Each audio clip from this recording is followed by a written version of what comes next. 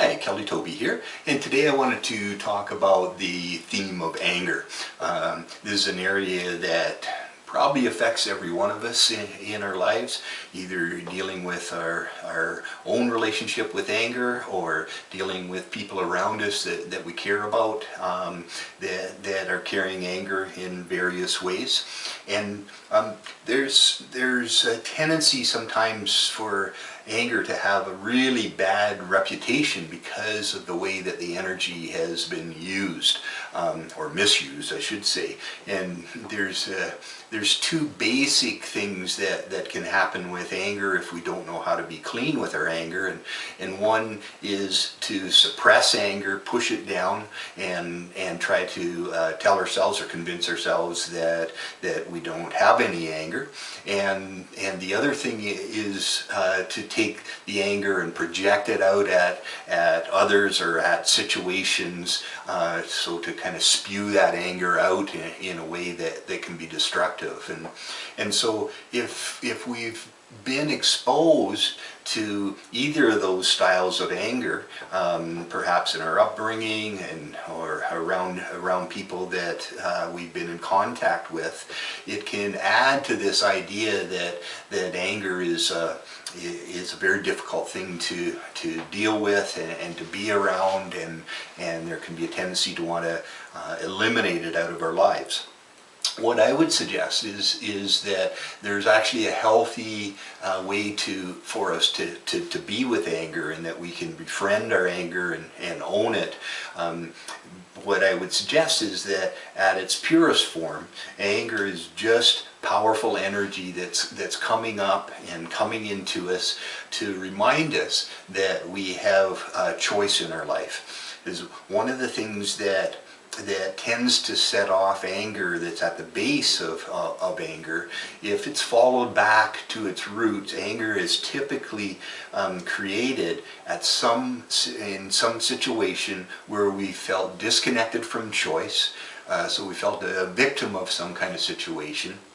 And what initially comes up, and it may be so quick that we don't consciously know it, or it may brew for a while, but what initially comes up when we're disconnected from choice is a place of helplessness, place of feeling disempowered.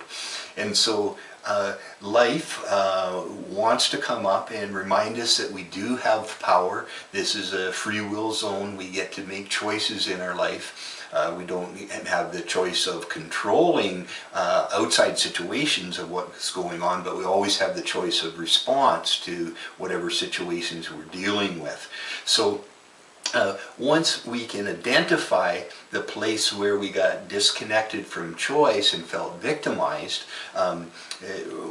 what will happen is we'll notice that there's that feeling of helplessness, and then the energy comes up to remind us of our place of choice. And any of you that have allowed yourself to experience anger, you know that there's a lot of juice there, a lot of energy, a lot of power. So now the trick to it is understanding that energy is coming up to let us know that we're not victims, that we do get to make choices. Where anger goes sideways when it gets thrown out or projected at others is that in our mind we can feel that that person or that situation is what took away our power of choice, and what was our victimizer, so to speak, to our sense of victimhood. And so if that is the case, if our mind is still in that place, then when that power of anger comes up, then there can be a tendency to want to turn around and try and overpower the other person or situation that we felt victimized by. So in that situation, we just turn from feeling like a victim into being a victimizer, and of course there's nothing heartfelt about that, and it can just set us up into cycles of feeling shame or making mistakes with the anger that we've put out.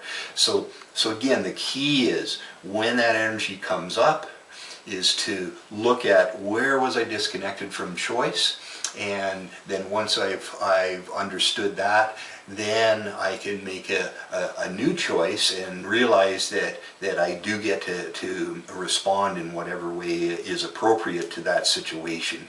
So I don't have to project that anger out onto somebody else, and out of fear of hurting people with anger, there's oftentimes a tendency to suppress anger and shove it in, and where it can create health problems. It can hold us back from having a sense of empowerment.